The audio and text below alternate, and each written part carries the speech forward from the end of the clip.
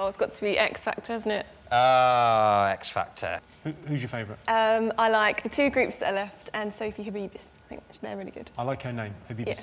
She's good. Habibis. It sounds like an excellent chain of hotels. Oh, where are you staying? The Habibis. The makeup's gone a little bit crazy and all the clothes, and they've kind of turned them all into Lady Gaga. It's a bit weird this year. You have to put a lot of makeup on and things to distract from their personalities, though, because it's human. What are you saying?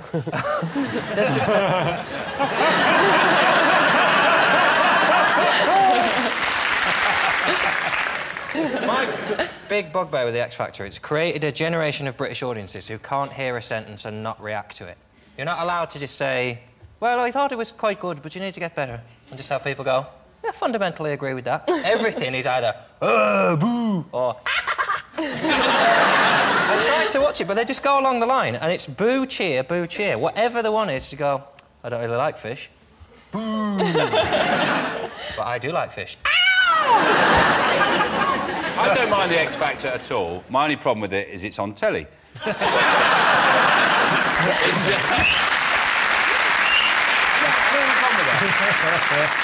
think, but it's just the start of it. It's such a big build-up. You know, you should have these explosions like...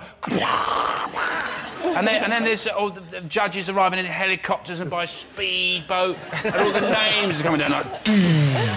like biblical tablets. You have 4 months of that, and you end up with Matt Cardle.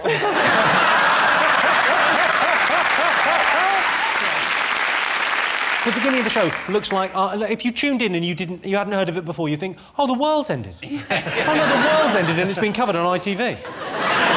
Dun dun dun. That's how those televised debates should have started during the election. Yeah. Something like that. Big music, fireworks. It's David Cameron! Do you watch it? You must watch it, yeah? To be honest with you, I've never seen an episode of The X Factor. Because you... Well, no, because... Strictly. No, it's not banned, because my wife, Tess Daly, she works on... That's where I know you from. But Strictly Come Dancing is on kind of before and a little bit during the X Factor. So I watch it with the kids, and then when X Factor's on, I'm putting the kids to bed. And by the time all that routine is finished, it's finished. You could video it. No. What I think, sorry, is that it's not as good, apparently, because there's no nasty judge. Like Gary Barlow, he's supposed to be the nasty one. But he looks like he's just such a nice bloke. He should be judging chutneys at a village fete. It's spicy. It's spicy. It's very nice, that. I miss Simon Cowell being on it, because he was horrible, and I liked that. Because he knew that crushing people's dreams made good telly. Yeah. And I think he should have his own show called Crushing People's Dreams, where he goes around giving people bad news, like, oh, unfortunately your shed's been broken into. You know, stuff like that. That's not actually a dream, is it? That gives you a terrifying glimpse into Joe's life, then. He's gone, my dream of my shed not being broken into. Yeah, Joe's dream is to have an unbroken into shed. Four times. Yeah. Really? Breaks your heart. I have to keep me spade in the hallway. I imagine that for a man with your facial appearance, having a spade in the hallway doesn't frighten guests at all. I think it'd be a much better show if they got rid of the singing, just get rid of the singing, and just people got up and just told sad life stories. Yeah, I do like it. I enjoy a tragic backstory as much as the next man. What have you got for us this week? My nan died. Oh, that's not going to keep you on till next Saturday. Your shed was broken into. You're through.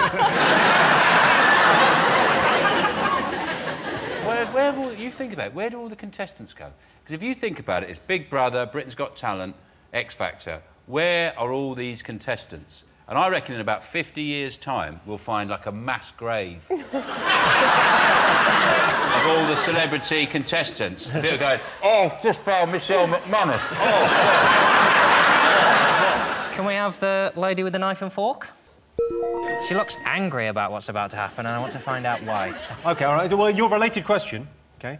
Worst thing on a date? A fussy eater or someone who drinks too much? If they're a fussy eater, you can just eat their food. Done. I'm happy.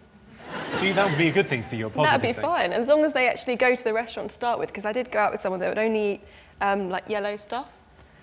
When I was young, he'd only eat, like, chicken nuggets and chips, so... So you'd go out to a restaurant and go, do you have anything yellow? Did you go to a custard house? One of London's very fine custard houses. How many dates did you have with this guy? I went out with him for 3 years. John, are you a fussy eater? No, I'm fairly easygoing. It's the drinking that concerns me. They have to drink. Especially on a date where it's awkward anyway. You don't want someone who's going to remember Non-drinkers are difficult. I respect their decision to not drink, but it makes life very, very hard. It's like having a different religion. It's fine, they can crack on with it, but I don't want to be with them, so... I find a heavy drinker on a date very much a positive. But if they're hammered, you know... It's kind of different for the man or the clincher. woman. Yeah. The men might try and push drinks on the women, but if the woman can't really do anything with the drunk man. Yes, you can. I went on a stag do once to Edinburgh, right? The stag was a very, very dear friend of mine. And this is a prime example of alcohol makes you go over the line, right? We're watching the FA Cup final between Liverpool and Arsenal. Half-time, we're all sat around having a couple of pints. My mate turns around and says, it's boring this, isn't it? I'm like, yeah, pretty much. Give me 5 minutes. And he went upstairs and he came down in his dressing gown with a can of deodorant. And he just got on the microphone, you know, like they do in a local pub. He went, ladies and gentlemen, the human fireball! And he sprayed himself in deodorant and lit it. And then he got the belt from the robe. The human fireball would like to introduce to you the helicopter. So he got the belt from his dressing gown, wrapped it around his penis, and then pulled it really fast, and his willy went... I thought we agreed we were never going to talk about this after.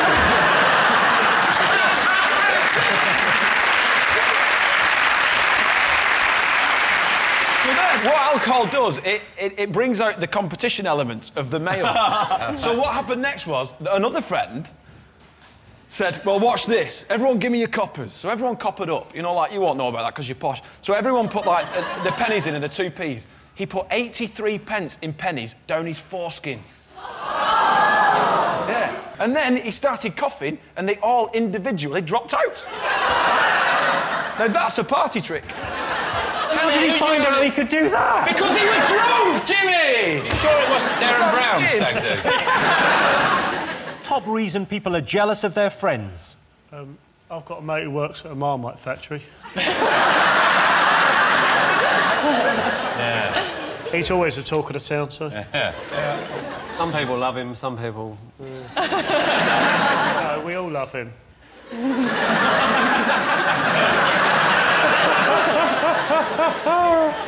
So I'm jealous of is Joe's beard. I can't grow a beard. Me neither. I can't. And if even 2 weeks, I just look like a sort of, you know, really old tennis ball. You know, patchy and bits there. I mean, you could just probably knock that out in a couple of hours, can you? Yeah. You're looking at that through rose-tinted glasses, though, because Joe can't go to playgrounds, for example. Yeah.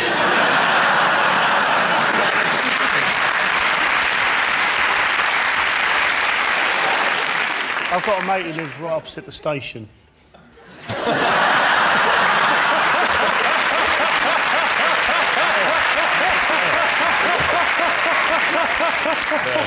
can see the trains coming in. Living the dream. Living the dream. I've got a mate. You're going to hate this, with a padlock on his shed. I'm jealous of my friend who can get 82p up his foreskin. I can beat him. I can put a pound down there.